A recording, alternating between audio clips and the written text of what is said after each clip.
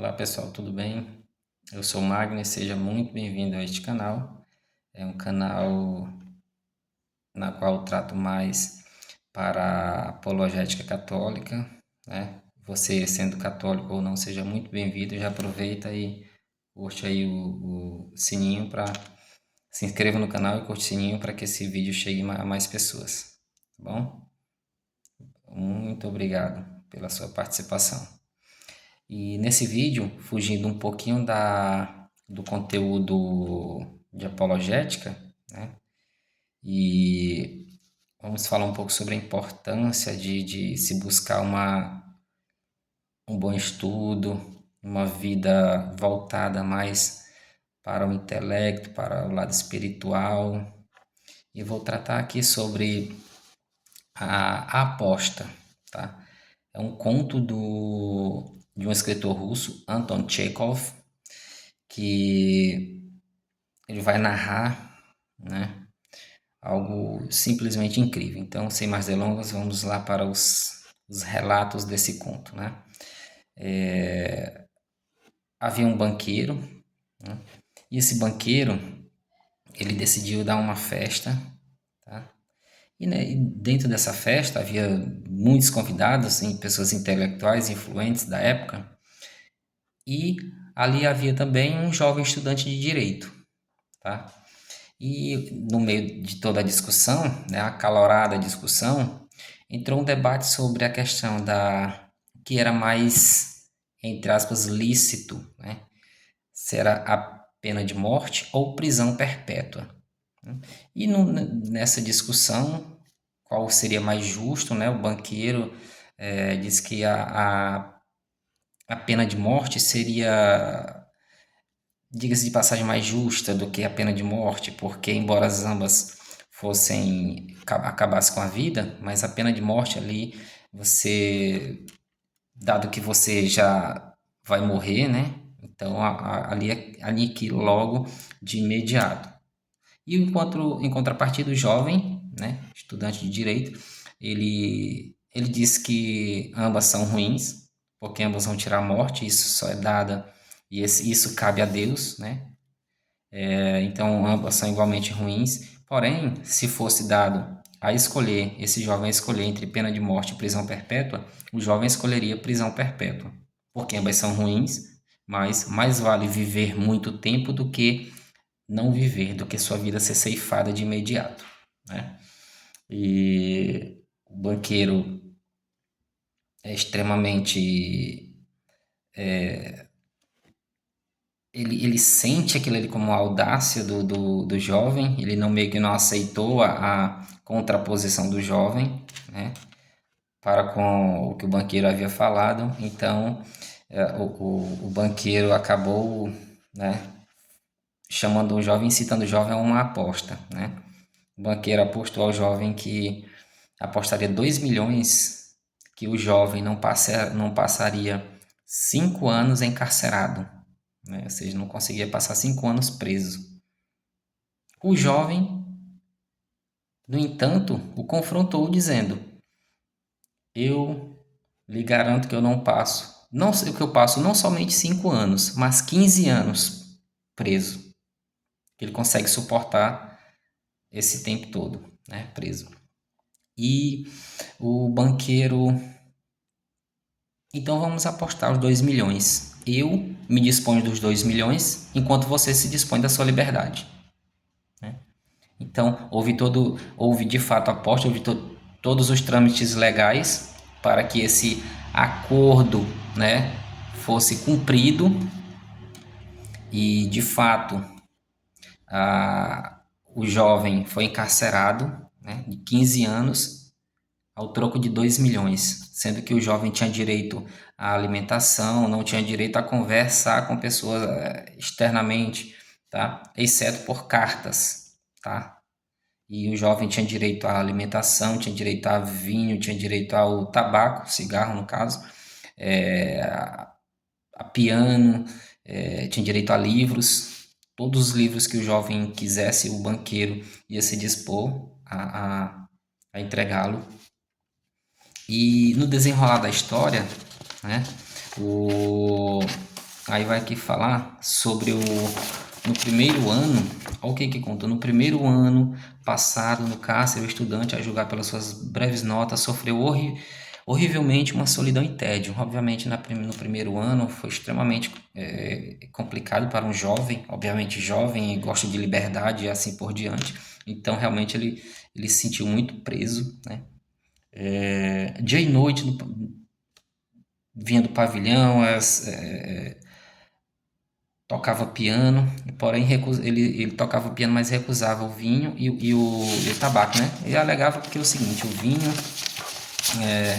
poderia incitá-lo a fazer alguma coisa que ele não queria, né? Por exemplo, ele estava ali meio embriagado e a vontade poderia ser, a embriaguez poderia incitá-lo a sair, a querer sair do cárcere, enquanto o tabaco ali ia gerar aquele mau cheiro no ambiente. Então ele não aceitou de imediato. Durante o primeiro ano, os livros enviados ao jovem encarcerado eram principalmente do gênero ligeiro, ou seja, no primeiro ano ele leu alguns livros, né, de romance e das intrigas amorosas, novelas policiais, conto fantástico e comédias, etc. Né? Já para o segundo ano, ele deixou de ouvir a música no pavilhão e nos bilhetes que arremessava pela janela, o prisioneiro só pedia obras de autores clássicos, ou seja, no segundo ano já começou a ler os livros clássicos, tá? No quinto ano, a soar as notas do piano e o jovem requisitou o vinho. A partir do quinto ano, ele já optou por um vinho, né? E interessante, né? Durante a linhagem que ele foi estudando, né? Primeiro ano só esses romances ligeiros, aquelas romances básicos que a gente diga-se de passagem. Então, e começou também a ter um certo cansaço no quinto ano, mas vamos continuar aqui. Ó, aqueles que o viajavam pela janela diziam que passou todo esse ano comer, a beber, estendido na cama. Aqui relata as pessoas que tinham pessoas que vigiavam ali, né, o pavilhão e observavam ele, o que ele fazia dentro do pavilhão, né? Comia, bebia, se estendia na cama, bocejava com frequência, falava consigo mesmo, às vezes ficava irritado, às vezes não lia, às vezes lia de noite, às vezes ele lia, escrevia e jogava fora, jogava pela janela que ele tinha escrito e assim por diante. Na segunda metade do sexto ano, ele começa a entender com mais profundidade toda uma vida e assim intelectual voltada para o desenvolvimento da alma. Na segunda metade do sexto ano, o prisioneiro dedicou-se afincamente ao estudo das línguas, filosofia e história. Atirou-se a estas matérias com total avidez que o banqueiro mal tinha tempo de adquirir todos os livros que ele necessitava. No espaço de 4 anos foram comprados, a seu pedido, cerca de 600 volumes, dentro de 4 anos. Tá? Então ele dedicou-se uma vida realmente intensa aos estudos. Olha o que ele estudava. Importante enfatizar: estudo das línguas, filosofia e história, tá? Então, quando ele leu cerca desses 600 volumes dentro desses 4 anos, né, aí ele fez um pedido ao banqueiro, da seguinte forma, né? Meu querido carcereiro, escrevo-lhes essas linhas em 6 línguas. Dê-as às pessoas entendidas na memória. E ele pediu para que o banqueiro levasse esse escrito dele em 6 línguas às pessoas que tinham domínio nessas línguas. E pediu o seguinte: se o que eu escrevi estiver tudo correto, peço-lhes que deem um tiro na grama. Assim que eu ouvir o tiro, saberei que tudo o que eu escrevi nessas línguas diferentes estão correto. E de fato foi o que aconteceu, tá? Quando o banqueiro entregou essas cartas, esses escritos do jovem nessas línguas, quando ele recebeu o retorno, ele foi lá, chegou lá no jardim e deu um tiro. Então o jovem entendeu, percebeu que realmente estava tudo correto, tudo que ele tinha estudado, que ele tinha escrito, né? Mais tarde, A cabo do 10º ano de cárcere, o prisioneiro permanecia imóvel diante da mesa, lendo apenas o Evangelho. Interessante essa parte, a partir do 10º ano. Ele leu apenas o Evangelho. O banqueiro achava muito estranho que um homem que durante 4 anos decora 600 volumes eruditos, gastasse quase um ano de leitura apenas dos Evangelhos, né? Que o banqueiro achava como um livro de fácil compreensão. Então, durante esse período, né, o, o estudante leu muitíssimo, servindo de qualquer gênero, né? Aliás, ele leu o Evangelho por cerca de um ano, leu só os Evangelhos e história das religiões e teologia também. Agora voltando, então depois, né, durante esse período, depois ele estudou a servindo de qualquer gênero, indistintamente. Ele começou a ler de uma forma aleatória vários outros âmbitos dos escritos, né? E estudou filosofia, estudou ciência, estudou algo bem aleatório, estudou a biologia. Então, reparando nos gêneros de leitura que se entregava, dar-se-ia tratar-se de um náufrago que, nadando no mar entre os restos de um navio, desejoso salvar a sua vida, se agarrava freneticamente às tábuas que se deparavam. Ou seja, ele se engajou mesmo nessas leituras com um profundo entregar-se, ou seja, ele entregou-se profundamente a essas leituras, principalmente voltadas nesse quesito do Evangelho, que ele já tinha lido filosofia, tinha lido história, e quando ele leu os Evangelhos, a teologia, ele ficou imerso, ficou realmente dentro de todo esse contexto. Ele percebeu a grandeza da liberdade da alma que ele teve. Ao recordar tudo aquilo, o velho banqueiro pensava: amanhã ao meio-dia, esse jovem será posto à liberdade, ou seja, já estava chegando, já estava no 15º ano do cárcere. Então, o banqueiro começou a desesperar, porque ele entendia, né, que o jovem não conseguia passar 5 anos. Não só não tinha passado 5 anos, como já estava no 15º ano, ou seja, já estava próximo do jovem ganhar a aposta. Consequentemente, o banqueiro perdeu os 2 milhões, né? E o banqueiro já desesperado, porque ao longo desse tempo, enquanto o jovem estava lá enclausurado, né, estava lá preso, o banqueiro ia contraindo dívidas e perdeu o que tinha, ele tinha contraído muitas dívidas, ao passo que que o banqueiro tinha era apenas os 2 milhões para pagar a conta. Então o banqueiro entrou em desespero ao ponto de querer matar o próprio jovem para que ele não pudesse pagar esses 2 milhões. O detalhe é que o banqueiro, né, ele pensou: ora, se eu matar esse jovem, certamente vão descobrir que fui eu que matou. Então, o banqueiro foi até o local onde o jovem estava encarcerado e entrou lá, olhou, viu. Foi primeiramente o banqueiro foi chamar algum vigia, ou vigia de fato, né? Mas era um inverno e estava chuvoso, com neve, então não tinha ninguém ali no pavilhão naquele momento. Então o banqueiro foi lá sozinho, enfrentou toda a nevasca pelo jardim até chegar lá no pavilhão. Se encontrava o jovem, ele olhou pela janela, viu que o jovem estava lá debruçado na mesa e ele entrou, né, no pavilhão e viu a aparência do jovem, né, de um aspecto tão debilitado fisicamente, que o banqueiro falou o seguinte: se eu pegar esse jovem de tão magro, de tão feio que ele está, se eu jogar ele em cima da cama, colocar um travesseiro ou melhor, Colocar um travesseiro no seu rosto, asfixiar.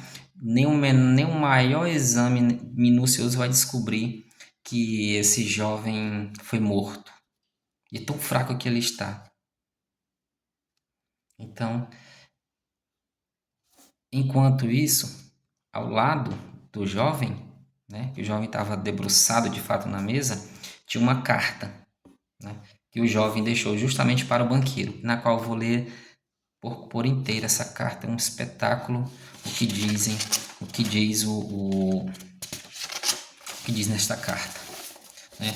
Para a gente entender a importância de uma vida dedicada aos estudos, uma vida dedicada às virtudes, uma vida dedicada à intelectualidade da alma e do corpo também. Olha o que o jovem disse para o banqueiro, negando os bens materiais, aquilo que é mais imediato, aquilo que nos mais aprisiona nos vícios.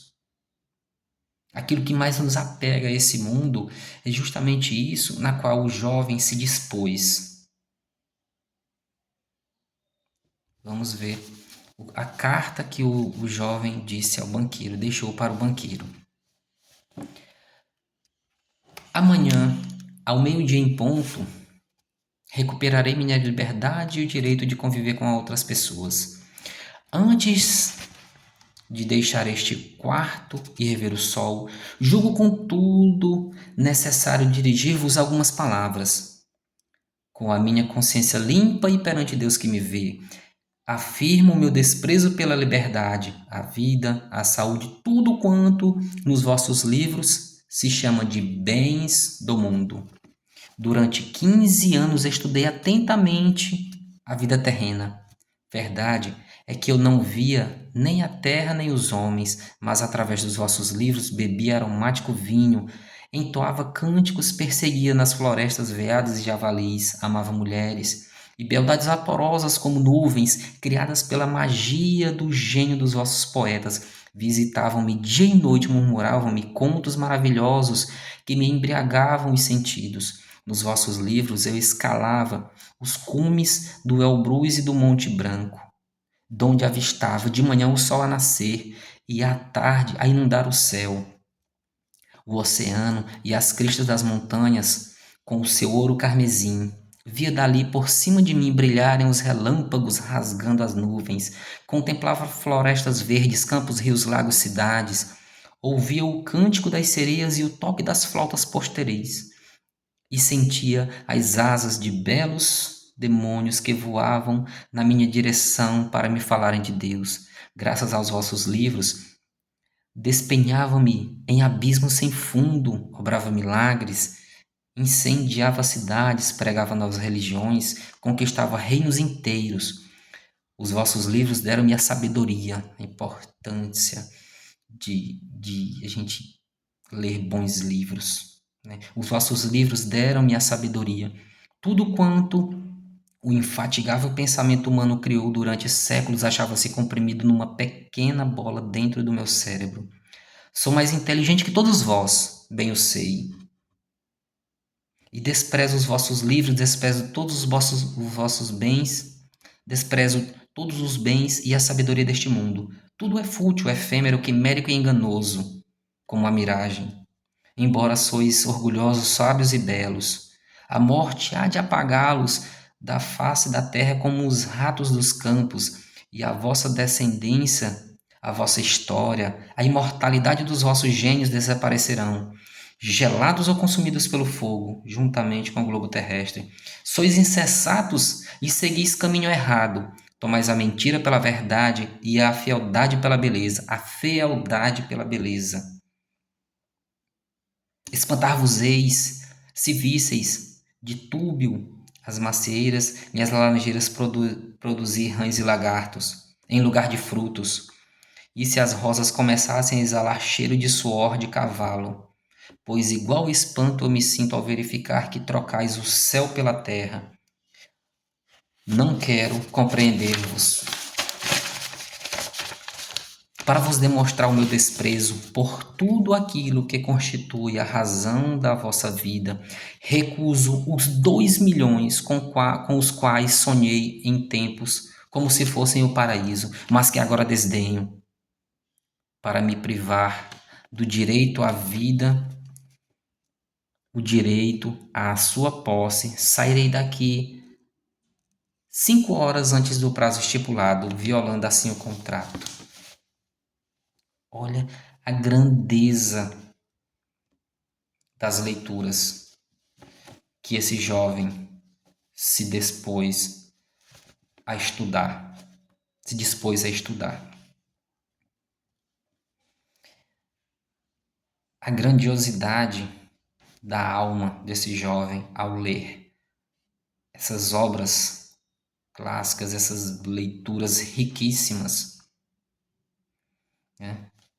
E ao ler essa carta que o jovem deixou especificamente para o banqueiro, abrindo mão desses 2 milhões, olha o que o banqueiro ficou perplexo. Terminada a leitura, o banqueiro repôs a folha em cima da mesa, beijou a cabeça daquele estranho homem, desatou a chorar e saiu do pavilhão. Nunca em qualquer outra ocasião, nem mesmo após as suas maiores perdas na bolsa, ele experimentava tamanho desprezo por si próprio como agora. De volta à casa, atirou-se para cima da cama, mas durante largo tempo a excitação e as lágrimas lhe permitiram adormecer.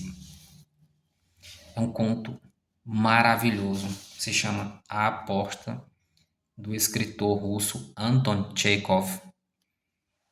E eu sempre defendo a importância de a gente ler bons livros, livros que edificam a nossa alma, que nos levam a viver as virtudes, a viver o bem.